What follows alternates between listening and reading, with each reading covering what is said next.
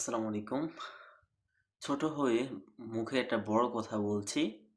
বর্তমানে আইনশৃঙ্খল বাহিনী যা করতেছে, ওসমান হাদি ভাইয়ের যে শাহবাগে, যমুনা ফিউচার পার্কের যে বিষয়গুলা রয়েছে আজকে দেখলাম ঘটনাগুলা। সত্যিকার যদি মানে অনেক কষ্ট লাগছে যে একটা ব্যক্তি যাকে যে মৃত্যুতে এত মানুষ কান্না করছে অথচ সে আজকে তার এখনো খুনিকে করা হয়নি। সবাই মেতে আছে রাজনীতি নিয়ে। সবাই মেতে আছে নির্বাচন নিয়ে হচ্ছিল।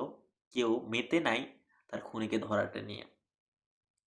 বাংলাদেশ এত নিচে নেমে গেছে যে তাদের দেশের মানুষকে হত্যা করে অন্য দেশে দিয়ে চুপে আছে, অথচ তারা বিচার চাইতে পারতেছে না, তারা হুঙ্কার দিতে পারতেছে না। খুবই লজ্জার বিষয় ভাই। আমরা বাংলাদেশি আমাদের বাপদাদারা বাংলাদেশকে সাজাইছে, যা আমরা কিছু করতে পারতেছি না ভাই। দেখো, পাকিস্তান বলে বাংলা ইন্ডিয়াকে হামলা করছে ভাই। ভাই পাকিস্তান ইন্ডিয়াকে হামলা করতে দ্বিধাগ্রস্ত করে নাই, অথচ তোমার বাংলাদেশি হয়ে, বাংলার মানুষ হয়ে যারা পাকিস্তানের সাথে যুদ্ধ করছে লাঠি নিয়ে, শুধু গুলি নিয়ে না, লাঠি নিয়ে, সাধারণ বন্দুক নিয়ে, গায়ে কোনো বুলেট প্রুফ জ্যাকেট ছিল না, গেঞ্জি ছিল গেঞ্জি। তারা যদি এখন চিন্তা করো যে আমরা ইন্ডিয়ার সাথে যুদ্ধ করবো, ইন্ডিয়াকে একটা কথা বলবো, ইন্ডিয়া আমাদেরকে মেরে ফেলবে, তোমরা ভাই কাপুরুষ। ভাই তোমরা কাপুরুষ, তোমরা মানুষের বাচ্চা।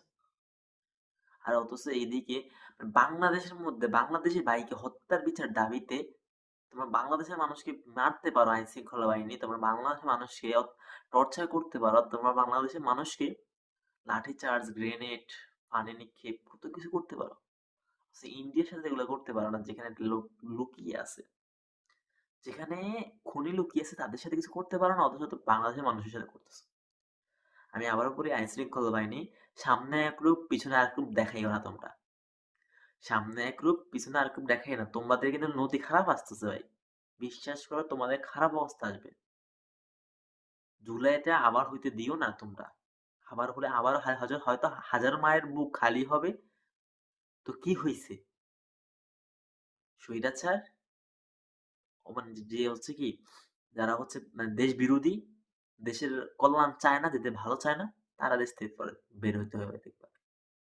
এবার টার্গেট কিন্তু ভাই, হাদি হত্যার বিচার যদি না হয়, বহুত কিছু হয়ে যাবে। হাদি যতদিন, আমি মনে করি বাংলাদেশ থাকবে, হাদি ভাইয়ের হত্যার খুনিকে বের করতেই হবে।